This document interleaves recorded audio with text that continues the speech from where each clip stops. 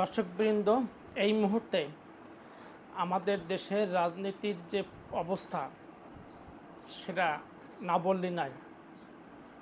আমাদের দেশে নতুন একটা রাজনৈতিক দল এটা প্রতিষ্ঠিত হয়েছে, সেই দলের নাম হল এনসিপি। তার মানে হচ্ছে ন্যাশনাল চিলড্রেন পার্টি,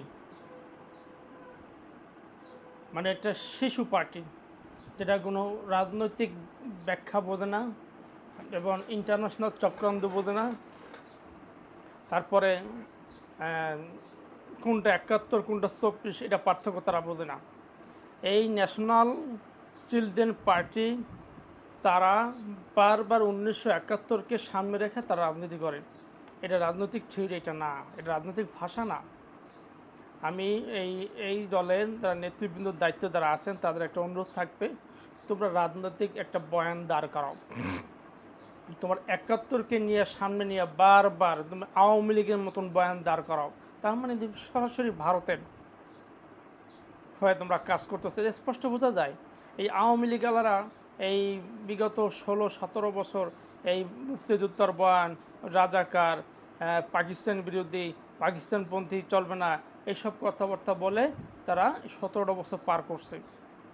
ঠিক আছে, তা আমি তাদেরকে বলবো, তোমরা ৭১-এর রাজনীতি নিয়ে তোমরা ওইটা না করে তোমরা ২৪-এ বলো।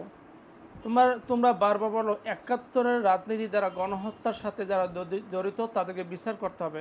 আর ভাই তোমার ২৪ এই গণঅভ্যুত্থান হয়েছে, এই ২৪-এ যে ম্যাস মার্ডার হয়েছে সেটা নিয়ে বিচারের কথা বলো। তুমি এটা দেখাও আগে। ৭১ শেষ, ৭১ বিচার হয়ে গেছে, এটা তোমাদের বুঝতে হবে। তবে এই ২০২৪ সালে যে গণঅভ্যুত্থান হয়েছে, ৩৬শে জুলাই যেটা হয়েছে সেটা বিচার করো আগে, সেটা দেখাও জনগণের কাছে। তুমি বারবার ৭১-এ নিয়ে চলাফেরা করতেছো, বিভিন্ন মিডিয়ায় বলতেছো রাজাকারে কী বলে ১৯৭১ সালে বিচার করতে হবে। এটা কি মানে কি? What is this? আসলে এটাকে রাজনীতি বলে না। যাই হোক, গণহত্যার বিচার তোমরা বারবার বলতে, গণহত্যা এবং ম্যাস মার্ডার এক জিনিস না। গণহত্যা জিনিস, এটা সংজ্ঞা, এটা জাতিসংঘের তোমরা দেখবা, জাতিসংঘের বলাই আছে গণহত্যা কী জিনিস। অ্যান্ড ম্যাস মার্ডার, যেমন আমাদের advocate Tajul Islam, international tribunal কোর্টের যে প্রসিকিউটর, চিফ প্রসিকিউটর, উনি একটা কথা বলছে, ম্যাস মার্ডার। এটা খুব বুদ্ধিমান, খুব মানে একটা পারফেক্ট একটা ওয়ার্ড এটা মানে ইউজ করছে, ম্যাস মার্ডার। তা তোমরা এইভাবে আসলে তোমরা আসলে বাচ্চা মানুষ, তোমাদের বুঝতে হবে নীতি হচ্ছে রাজনীতি। তা রাজনীতির ভাষা দিয়ে কথা বলতে হবে। তোমরা কেন পিছনে ইতিহাস নিয়ে সামনের দিকে বারবারকে তোমরা গোটা জাতিকে বিভক্ত করতেছো, বিভাজন সৃষ্টি করতেছো কেন? তা বিভাজন সৃষ্টি তারা কারা করে? তারা লুটপাট ফায়দা করার জন্য, লুটপাটের জন্য করে। এগুলো ঠিক না।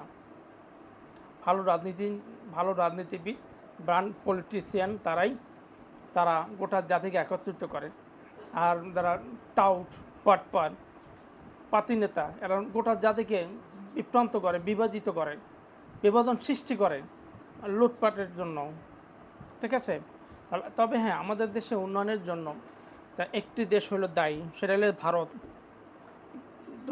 দেশের উন্নয়নের জন্য দুইটি রাজনৈতিক দল দায়ী। আর সরকারের দায়িত্বে আছে ৫ জন ব্যক্তি, একদম ৫ জন ব্যক্তির নাম বলবো না, তারা ভারতীয় দালাল সরাসরি।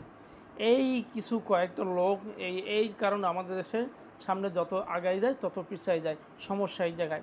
অথবা এটা বুঝতে হবে রাজনীতি।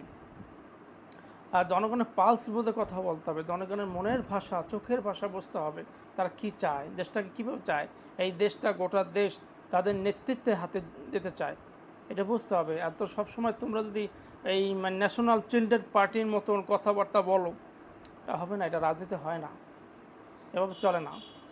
আওয়ামী লীগ তো নাই হয়ে যাবে। কিছু কিছু দল ইদানিংকালে যেভাবে কথা বলতেছে, মুসলিম লীগের মতোই নাই হয়ে যাবে।